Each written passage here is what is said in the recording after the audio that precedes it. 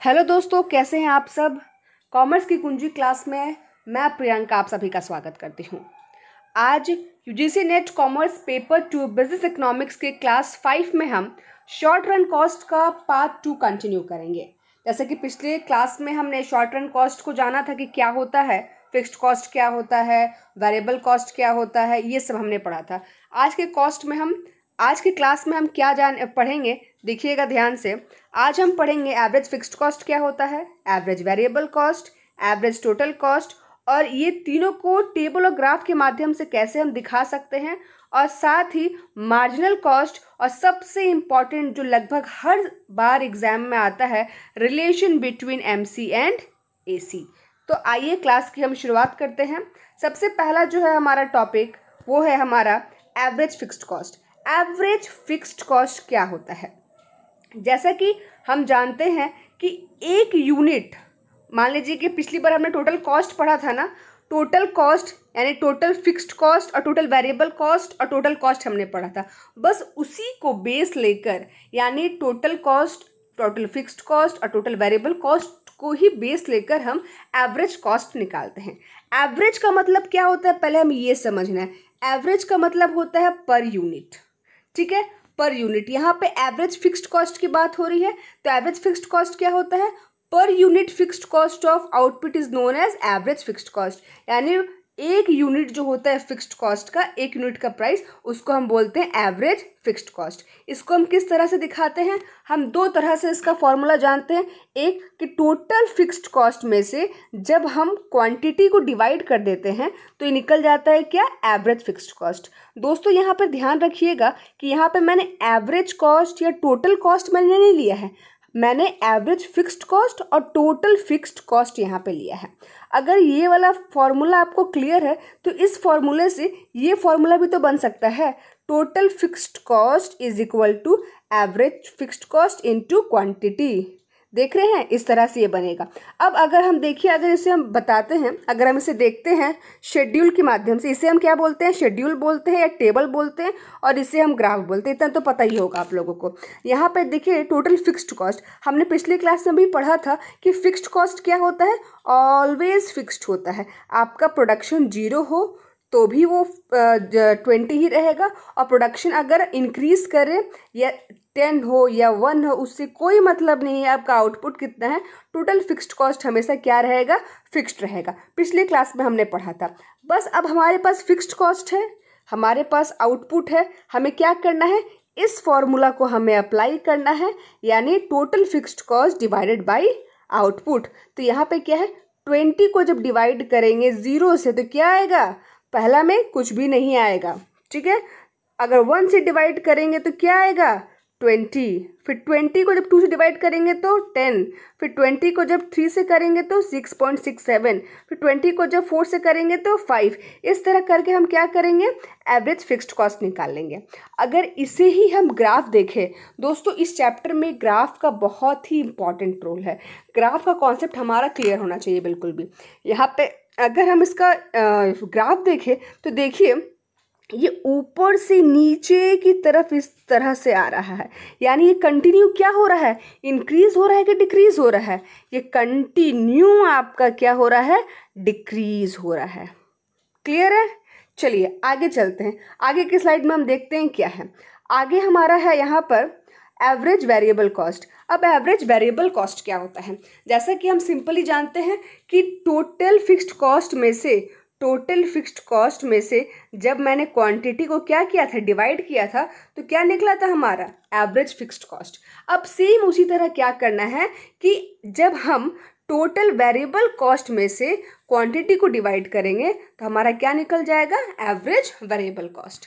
Clear है? इसका देखिए डेफिनेशन मैंने क्या लिखा है, average variable cost is found out by dividing the total variable cost by the number of units of output. अगर ये फॉर्मूला हमें क्लियर है तो इसी फॉर्मूला से क्या बन सकता है? ये बन सकता है, ठीक है। एग्जाम में ये मैं दो तरीके से मैंने इसलिए आपको लिख दिया क्योंकि एग्जाम में आपको कोई भी दे देगा और पूछ देगा कि एवरेज वेरिएबल कॉस्ट हम किस में से कैलकुलेट कर सकते हैं। ठीक है, अगर हमारे पास अगर मान लीजिए कि यहाँ पे टीवीसी निकालने के लिए हमें दे दिया तो हम क्या करेंगे, एवीसी इंटू क्वांटिटी कर देंगे। और मान लीजिए हमें टीवीसी दिया हुआ है और क्वांटिटी दिया हुआ है तो उससे हम क्या निकाल लेंगे, एवीसी आराम से निकाल लेंगे। क्लियर है।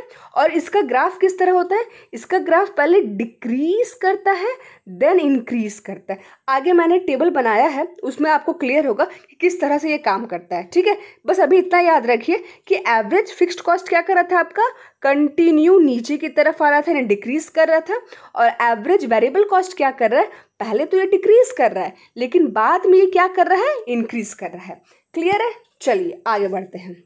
अब आता है यहाँ पे हमारा टोटल कॉस्ट। अगर हमने टोटल फिक्स्ड कॉस्ट और टोटल वेरिएबल कॉस्ट एकदम अच्छे से समझ लिया है तो एवरेज टोटल कॉस्ट को समझने में कोई दिक्कत नहीं, क्योंकि ये क्या होता है, इसी दोनों का सम होता है। जब हम फिक्स्ड कॉस्ट, याद है हमने पिछली क्लास में भी पढ़ा था कि टोटल कॉस्ट हम कैसे निकालते थे, याद होगा आप लोगों को कि जब हम क्या करते थे, fixed cost plus variable cost को जब हम ऐड करते थे तो वहाँ पे क्या निकलता था हमारा टोटल कॉस्ट। सेम यहाँ पे क्या करना है, बस उसके आगे में ए लगा देना है। ए मीन्स क्या, एवरेज। अब देखिए जैसे ही मैंने ए लगाया, यहाँ भी ए लगाया तो ये फॉर्मूला बन गया कि नहीं बन गया। यानी सेम उसी तरह जिस तरह टोटल कॉस्ट में हम फिक्स्ड और वेरिएबल को ऐड करते थे उसी तरह हमें यहाँ पे एवरेज टोटल कॉस्ट में क्या करना है, एवरेज वेरिएबल कॉस्ट और एवरेज फिक्स्ड कॉस्ट को ऐड कर देना है। या फिर एक तरीका और है कि टोटल कॉस्ट में से अगर क्वांटिटी को हम क्या कर देंगे, ठीक उसी तरह जिस तरह हमने पिछले दो पॉइंट्स में किया था कि क्वांटिटी से उसे क्या कर देंगे, डिवाइड कर देंगे, तो हमारा क्या निकल जाएगा, एवरेज टोटल कॉस्ट। क्लियर है। अब देखिए इसका ग्राफ कैसे बनता है। ये ग्राफ हमने पढ़ा था एवरेज फिक्स्ड कॉस्ट में कि ये एकदम डिक्रीज कर रहा था। फिर ये क्या है हमारा, ये है हमारा एवरेज वेरिएबल कॉस्ट। ये कैसे, पहले तो डिक्रीज कर रहा है उसके बाद क्या कर रहा है, इंक्रीज कर रहा है। और अब ये टोटल कॉस्ट ये क्या कर रहा है, ये भी पहले क्या करता है, डिक्रीज करता है देन इंक्रीज करता है, यानी ये वेरिएबल कॉस्ट को फॉलो करता है। ठीक है, चलिए आइए आगे हम देखते हैं। ये आ गया हमारा टेबल और ग्राफ। अब यहाँ पर हमें ध्यान देना है। देखिए यहाँ तक तो हमने पढ़ा था पिछले क्लास में, यहाँ तक अगर आप लोग को याद होगा। अगर हाँ एक चीज़ और कि इस क्लास को देखने से पहले, इस क्लास का वीडियो देखने से पहले अगर आप प्रीवियस क्लास को देख लेंगे तो ये कॉन्सेप्ट आपका ज़्यादा अच्छे से क्लियर होगा। ठीक है, तो एक बार जाके आप प्रीवियस क्लास देख लीजिएगा ज़रूर से। देखिए हमने वहाँ पे क्या पढ़ा था कि ये टोटल फिक्स्ड कॉस्ट है, ये टोटल वेरिएबल कॉस्ट है। जब हमने क्या किया, दोनों को ऐड कर दिया तो हमारा टोटल कॉस्ट निकल गया। अब ठीक उसी तरह अब देखिए कि एवरेज फिक्स्ड कॉस्ट मैंने कैसे निकाला है। इसको और इसको आपको ध्यान देना है। अगर ये दोनों आप समझ गए तो ये तो आराम से हो जाएगा, यानी एवरेज कॉस्ट तो आराम से। एवरेज फिक्स्ड कॉस्ट मैंने कैसे निकाला है, average cost divided by total fixed cost divided by quantity. यानी मैंने क्या किया, 20 को डिवाइड किया 0 से। यहाँ पे तो कुछ नहीं हुआ, 0 हो गया। ठीक है, अब यहाँ पे जब हम आएंगे, जब 20 को 1 से डिवाइड किए तो क्या आया, 20।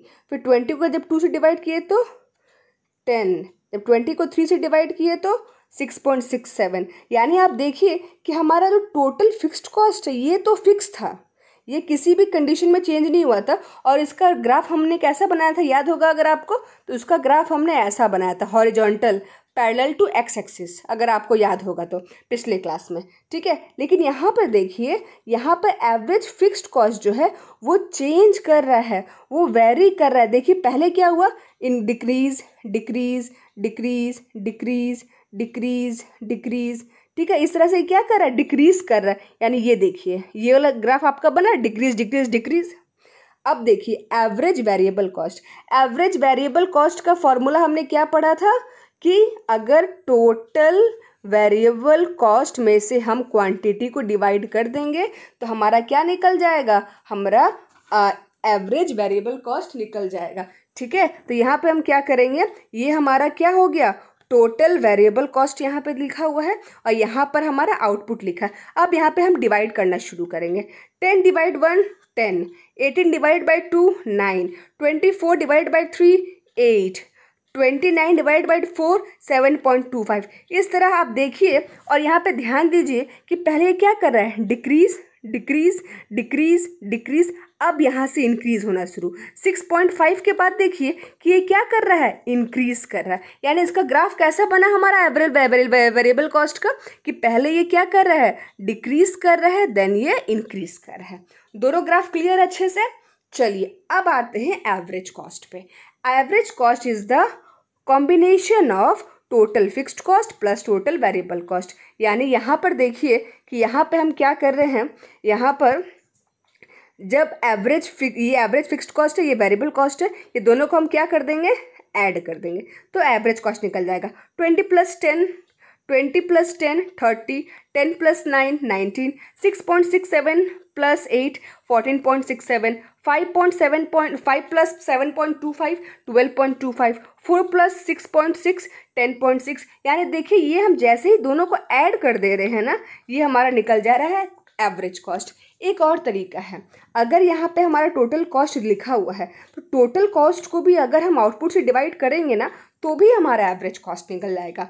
कैसे, देखिए यहाँ पर ये टोटल कॉस्ट है 30, 1 से डिवाइड किए 30 आया। टोटल कॉस्ट है हमारा 38, 2 से डिवाइड किए 19 आया। देख रहे हैं आप लोग।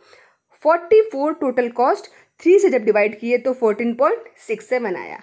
फिर टोटल कॉस्ट 49, जब 4 से डिवाइड किए तो 12.25 आया। यानी दोनों तरीके से हम क्या कर सकते हैं, एवरेज कॉस्ट निकाल सकते हैं। और हमने क्या देखा था कि एवरेज कॉस्ट का जो कर्व होता है वो एवरेज वेरिएबल कॉस्ट की तरह ही बनता है। एक चीज़ और, ये एवरेज कॉस्ट को ही हम लोग टोटल कॉस्ट ही लिखते हैं, ठीक है। तो यहाँ पे अगर टी नहीं लिखा है कि ATC, यहाँ पे क्यों नहीं लिखा, तो कन्फ्यूज़ मत कीजिएगा, बोथ आर सेम, ठीक है। अब यहाँ पे ध्यान देने वाली बात है कि देखिए यहाँ पे क्या हो रहा है कि यहाँ पर एवरेज कॉस्ट जो है पहले क्या किया, decrease decrease decrease decrease decrease. अब देखिए 10 से तो इंक्रीज होना शुरू हो गया, 10 के बाद फिर क्या हो गया 10.5 11.5। यानी ये भी क्या करता है कि पहले ये क्या होता है, आपका डिक्रीज होता है, फिर ये इंक्रीज होता है। क्लियर है। हमने AFC भी देख लिया, हमने ABC भी देख लिया और हमने ATC भी देख लिया। इस ग्राफ को एकदम आपको अपने ध्यान में रख लेना है, ठीक है। अब आइए हम आगे चलते हैं और देखते हैं एक और इम्पॉर्टेंट पॉइंट, मार्जिनल कॉस्ट, ठीक है। मार्जिनल कॉस्ट बहुत ही इम्पॉर्टेंट टॉपिक है, जिससे एग्जाम में ये लगभग इकोनॉमिक्स के हर चैप्टर में ये वर्ड आपको सुनने मिलेगा। Marginal cost, marginal production, marginal revenue, इस तरह का हर जगह आपको सुनने मिलेगा। तो इस चीज़ को पहले समझिए। मार्जिनल का मतलब क्या होता है, मार्जिनल का मतलब हमेशा होता है कॉस्ट ऑफ 1 यूनिट या 1 additional unit. Cost of 1 unit आप मत बोलिएगा, क्योंकि अगर कॉस्ट ऑफ 1 यूनिट का हम सिर्फ बात कर देंगे तो वो एवरेज कॉस्ट भी तो हो सकता है। यहाँ पर हमेशा क्या ध्यान देना, 1 एडिशनल यूनिट। आइए थोड़ा सा इसका हम पढ़ लेते हैं, क्या लिखा है डेफिनेशन मैंने यहाँ पे। Marginal cost is defined as the change in total cost per unit change in the output. Total cost में जो चेंज होता है आउटपुट में चेंज करने पर, उसे हम कहते हैं मार्जिनल कॉस्ट। देखिए ये वाला फॉर्मूला यहाँ पे अप्लाई होगा। डेल्टा का साइन क्या बताता है, चेंज बताता है। Delta TC divide by delta Q। एक और इसका फॉर्मूला होगा। ये सारे फॉर्मूला को आपको ध्यान रखना है, आप लोग नोट्स भी प्रिपेयर करते जाइए। इसको अच्छे से नोट्स अपने कॉपी में बना के लिख लीजिए, ताकि एग्जाम टाइम में आप एक बार खोलें और आपको पूरा फॉर्मूला याद हो जाए। क्विक रिवीजन के लिए ये आप रिकॉर्ड कर सकते हैं, नोट्स बना सकते हैं, ठीक है। मार्जिनल कॉस्ट क्या बोलता है, marginal cost can also be defined as the addition to total cost when 1 extra unit of output is produced। यानी मान लीजिए कि आपने 5 यूनिट का प्रोडक्शन किया था तो आपको लगा था 100 रुपीज़, ठीक है। 5 यूनिट का प्रोडक्शन आपने किया तो आपको लगा ये 100 रुपीज़। अब आपने 6 यूनिट का जब प्रोडक्शन किया तो वहाँ पे लग गया आपको कितना, 120 यूनिट्स। यानी 1 एडिशनल यूनिट यहाँ पे एक्स्ट्रा हुआ, यानी यहाँ पे कितना एक्स्ट्रा है, +1, और ये +1 का कॉस्ट कितना है, 20। क्लियर हुआ। इसे हम कहते हैं मार्जिनल कॉस्ट। यानी इसका फॉर्मूला इस तरह से भी हो सकता है, ये वाला जो मैंने यहाँ पे फॉर्मूला लिखा है ये फॉर्मूला भी आपका अप्लाई होता है। यूटिलिटी चैप्टर में, थ्योरी ऑफ कॉस्ट में, थ्योरी ऑफ प्रोडक्शन में, रेवेन्यू में, हर चैप्टर में ये कॉन्सेप्ट आपको पढ़ना बहुत ही ज़रूरी है। क्लियर है? चलिए आगे चलते हैं। और अब आया हमारा मेन टॉपिक। क्या आया? Relation between marginal cost and average cost. ये दोनों के बीच में क्या रिलेशन है? देखिए, हमने एवरेज कॉस्ट भी पढ़ लिया, हमने मार्जिनल कॉस्ट भी पढ़ लिया। अब इसके रिलेशन को हमको समझना है। रिलेशन समझने के लिए हम एक बार शेड्यूल भी देखेंगे और एक बार हम ग्राफ देखेंगे, उसके बाद हम रिलेशन को करेंगे। यानी हमको रिलेशन को याद नहीं रखना है, हमको बस समझना है। ठीक है? देखिए, आउटपुट हमारा दिया हुआ है, टोटल कॉस्ट हमारा दिया हुआ है, इसमें तो कोई डाउट नहीं आप लोगों को। तो टोटल कॉस्ट और आउटपुट जब हमारा गिवन है तो हम मार्जिनल कॉस्ट निकाल सकते हैं। कैसे निकालेंगे? याद है कि हम लोग जब माइनस करते हैं वन एडिशनल को, तो यानी 110 माइनस 60, 60 पहले तो 60 का 60 जो स्टार्टिंग में रहता है वो उसको सेम एज इट इज़ लिख देते हैं। फिर 110 माइनस 60, 50, 162 माइनस 110, 52, 216 माइनस 162, 54, फिर 275 माइनस 216 इज 59। ये क्या हो गया हमारा? Marginal cost. यानी एक यूनिट का कॉस्ट कितना है वो हमने निकाल लिया। अब हम आते हैं कहाँ पे? एवरेज कॉस्ट में। एवरेज कॉस्ट का फॉर्मूला हमने क्या पढ़ा था? Total cost divided by quantity. Total cost हमारा यहाँ पे कितना लिखा हुआ है? 60। 60 divided by 1, 60। 110 divided by 2, 55। 162 divided by 3, 54, then 54 और 275 divided by 5 is equal to 55। ये हमारा एवरेज कॉस्ट हो गया। अगर हम इसे ग्राफ में पुट करेंगे तो ये मार्जिनल कॉस्ट जो है इसका ग्राफ बनेगा इस तरीके से, और एवरेज कॉस्ट का ग्राफ बनेगा जो कि हमने पिछली क्लास में भी देखा था। वो क्या बनेगा? पहले डिक्रीजिंग देन इंक्रीजिंग। ये दोनों ग्राफ को, ये जो ग्राफ है ये आपका ये ग्राफ, इसको बस आप ध्यान में रख लीजिए अच्छे से। पहले देखिए कि पहले क्या मार्जिनल कॉस्ट पहले आता है और ये ऊपर की तरफ जाता है, यू शेप का होता है। एवरेज कॉस्ट क्या करता है? ऊपर से आता है और ये मार्जिनल कॉस्ट के नीचे जाता है। हमेशा इसे याद रखिएगा। अगर ये डायग्राम अगर आपको क्लियर है ना तो रिलेशन याद करने में कभी कोई कंफ्यूजन नहीं होगा। देखिए, 3 कंडीशन यहाँ पे आ रहे हैं। पहला क्या? पहला देखिए कि एसी जब फॉल कर रहा है, एसी फॉल कर रहा है यानी एसी क्या कर रहा है? डिक्रीज कर रहा है। जब एसी फॉल कर रहा है तो इस केस में क्या हो रहा है? एसी ऊपर है या फिर एमसी ऊपर है? देख रहे हैं, एसी ऊपर है यानी एसी क्या है? एमसी से ग्रेटर है, यानी AC greater than MC. Clear है फर्स्ट कंडीशन? कोई डाउट होगा तो कमेंट में आप लिखिएगा, इसका मैं फिर से एक लेक्चर बना दूंगी अच्छे से और डिटेल में। ठीक है? सेकंड पॉइंट, जहां पर एसी और एमसी एक दूसरे को काटते हैं, जहाँ पे एक दूसरे को काटते हैं उस पॉइंट को हम मिनिमम पॉइंट कहते हैं। ठीक है? और जहाँ पे काटते हैं वहाँ पे क्या हो जाता है? एसी और एमसी कांस्टेंट हो जाते हैं यानी इक्वल हो जाते हैं। क्लियर है? अब थर्ड पॉइंट जो हमारा है, थर्ड में क्या हो रहा है? थर्ड में हम देख रहे हैं कि एसी राइज कर रहा है। यहाँ तक क्या किया था? वो डिक्रीज किया था। तो एमसी भी क्या किया था? डिक्रीज किया था, लेकिन एसी ग्रेटर था एमसी से। सेकंड में हमने क्या देखा कि एक पॉइंट पे एसी और एमसी इक्वल हो गए, यानी उसको हम कांस्टेंट पॉइंट बोलते हैं या फिर मिनिमम पॉइंट बोलते हैं। थर्ड केस में क्या हुआ कि एसी अब इंक्रीज कर रहा है। तो एसी जब इंक्रीज कर रहा है तो देखिए एमसी भी तो इंक्रीज कर रहा है, लेकिन अब ग्रेटर कौन है? एमसी या एसी? एसी। यानी एसी जब राइज करता है तो यहाँ पर एमसी ग्रेटर देन एसी होता है। ये 3 कंडीशन आपको याद रखने हैं। When AC falls, AC greater than MC. When AC constant, AC is equal to MC. When AC rise, then MC greater than AC. Clear है? कोई डाउट होगा तो कमेंट में आप लोग पूछिएगा, मैं और डिटेल में इसे आपको बता दूंगी। Okay, thank you class, thank you so much.